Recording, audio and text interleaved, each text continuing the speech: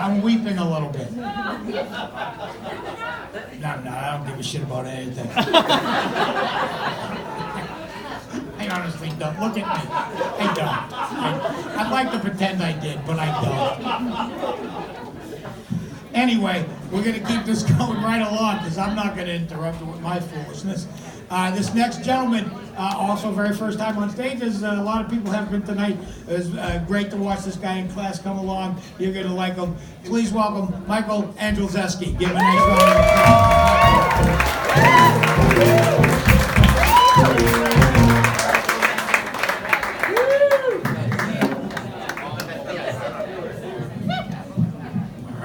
Well, pretty much like everybody here, I hate my job. That's just a given in any bar. Like, it's like free therapy for everyone. Like, where you go to complain about the job is the bar. It's just like, that's where we all meet. A few years ago, I was let go from a company where they kept bumping down our titles when they bought in their outside marketing team. And they changed all of our titles for those of us that got to stay there to marketeers. To be in your mid-30s and have your profession as a something tier is mortifying. So when you go to the parties, especially when you don't know people at parties, everyone's like, so what do you do? And you're just like, whoosh. And so I became a postman. Because anybody here a postman? No one, right? Yeah, no one. So the farthest you want to go in a conversation with somebody at a party is like, what do you do? I'm a postman. Oh, you're like out in the rain and stuff? Yeah. And then you just end it right there. Like, it's easy, it's dead, it's quick, it's precise. You're done. So, another fun thing too is like everyone here got a mother, and my mom, when I told her I was taking comedy classes, going, Jesus, Michael, don't quit your job. And it's just like, oh yeah, okay, no, I won't. So, because all of a sudden it's just like I want to take a class and then just like, this is it. I would have stage fright and just, you know what? I'm gonna just go for it. Living in my car sounds fun. So, my mom is the kind of woman that she's really cold and sealed off and stuff like that. So she became a nurse because they have to do that, and she just had a whole leg up getting in there. My mother has told my boyfriend to his face to kill his dog. It's time to let her go. It's done. That was 2 years ago. This dog is still alive. Not the best nurse. A couple times though, it's just like she loves to give. She's like, I hate to gossip. I don't want to gossip. But we all like love that sort of like I don't know, just the constant dig she does at all of us. She was recently referred to my sister as having to manage her own household, and then my job wearing me down to the nub of just existing. All because we made a joke about my sister and I were going to go shopping without her. So it's just like, you know, don't include her on those texts anymore. But, you know, that's just, you know, that's the kind of gal she is. The only time she does give positive compliments is when she's putting down someone else. Namely, my sister's sister-in-law, who, I'm just going to call her Becky, just in case you're here tonight. Because she goes, one of my favorite things, it's just like, I'll never forget this. She's like, at least you're not Becky living at home. And it's just like, she looks terrible for 40. And it's like, Ma, she's like 30. She's like, well, she'll be dead by 40.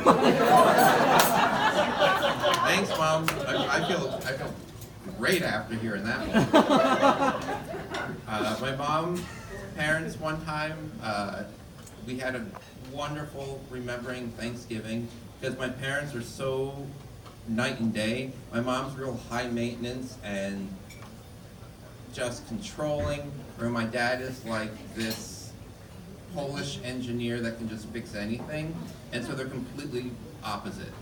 But our whole life growing up, they just fought and fought and fought. So eventually they got a divorce, which didn't surprise any of us.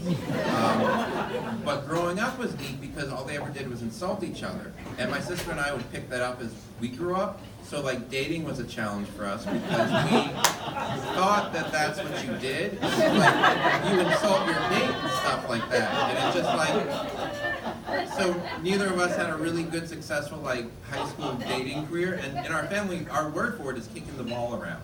Because we just insult each other and we're like, we're just playing around, we're just kicking the ball around. And it's just like, it's everything from it's just like, you should get surgery to get rid of those crow's feet. And it's, your sister agrees with me, ask her. Oh geez, and she's just like, we're just playing. It's just and then, by the way, here's a link to the email to the doctor that can do it. And it's just like, thanks mom, I will cherish your input. I'm going to go into the bathroom and cry for a moment and, you know, whatever. So this one Thanksgiving, which is Thanksgiving, it's because it involves turkey, so it's a very, it was Christmas, and it was the last Christmas she ever cooked a turkey. So this way on Thanksgiving now she makes lasagna. She can't cook well at all, and cooking in our family was never looked upon because she resented cooking, because she had a job, my dad had a job, and she was just like, it shouldn't have to be the women's job to cook all the time. And I was like, that's kind of a cool role model, but when she did cook, she cooked out of spite so you could taste it in the food. So, Christmas morning, and for some reason we always have, we all have like Christmas dinner at like 2 in the afternoon, and so my mom makes turkey, and she always overcooks it, always. And we're going around the table talking about it. My dad, how's the turkey? Dry, like always. The turkey's not even like barely cut up yet. My mom stands up, takes the whole turkey off the table, walks to the front door, throws it onto the front lawn. It bounces down this tiny little hill and was there until a few days after New Year's. Neither one of them would let us pick it up off the front yard because we're mortified Christmas morning, and we're, I think, 10 and 8.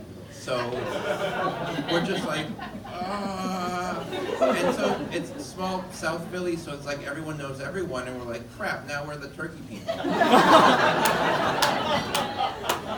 And as the turkey got ripped apart over a few days by like crows and whatever kind of carry-on flew into the neighborhood, it became just this like little carcass, and as the summer rolled in, my sister would mow the lawn, and all of a sudden you hear a big, and it was a turkey bone whipping off the side of the house like ping pong. So to this day, like turkey is kind of like one of those like, if someone has a turkey, we're like, oh, I've got like stories to tell you about these sort of things. So yeah, so since then they have now gotten a divorce, and since we're a very close Polish loud family, my sister moved up here because she got married. I moved up here because it was between like the northwest and the northeast. And I just liked it up here. But now that we were both up here, they're like, well, we want to be where our kids are at. And especially with my sister having like, she has kids now, I've got these 2 awesome nephews. So my parents decided, in suit, while divorced, to both move up here. This was not planned out well because we're Polish, and it's kind of like that when you fit the stereotype and you're trying not to, and you're just like, shit. Like, this is what we get, this is how the ammo comes out, like this is what it is. So it started, the first year my mom was here, she moved in with my sister, and she's the kind of person that like, she'll come downstairs and it's like, oh, I rearranged your living room, I hope you like it. My sister's like, I'm freaking out, like I gotta get her out of here. The best way to do that, my dad moves in. There's no other punishment than to have 40 years of an angry marriage and then have your ex-husband move into the same basement. Basement. They live in a basement together. It's in Topsfield. It's like this real nice house. She like, you know, put in like a bathroom and all this stuff, but they're in the basement. It is such a terse household that my mom would then start inviting herself over on Sundays for me. We watch Mrs. Fisher's Mysteries.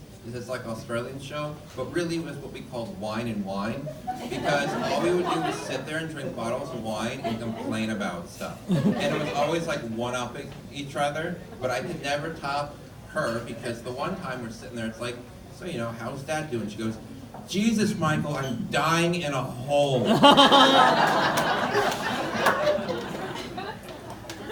So I'm kind of wrapping my head around that one, and I'm just like, oh, yeah, I mean, I can't disagree with you there, because there's nothing worse than I can see than that. And it's like, but Dad's a quirky guy, like, he's fun, right?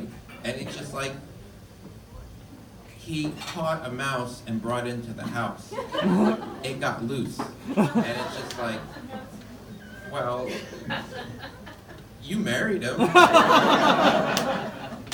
So now my nephews are getting old enough where they're starting to like, they're like 4 and 2, and they imitate what people do. And especially when they imitate, because my mom's there to watch them a lot, she's extremely dramatic. So when she gets up, like, she doesn't have to, but like when she gets up, she's like, ah. So to see a little 4-year-old get up off the couch and just be like, ah. My sister's like, I wonder who she learned that from. And the best is he's picking up on a lot of her sass. And it's also one of the best things I've never caught on video. But we were gonna change his diaper, take him to the park, and like he's gonna meet his friends. And he's just kind of sitting there, sipping on his juice bottle. She's like, you ready? You wanna go see whatever the kid's name is? They call them like, they're all like Noahs and stuff like that. And he just kind of, he's looking at us, sipping his juice bottle, and he just goes, I ain't done peeing yet. And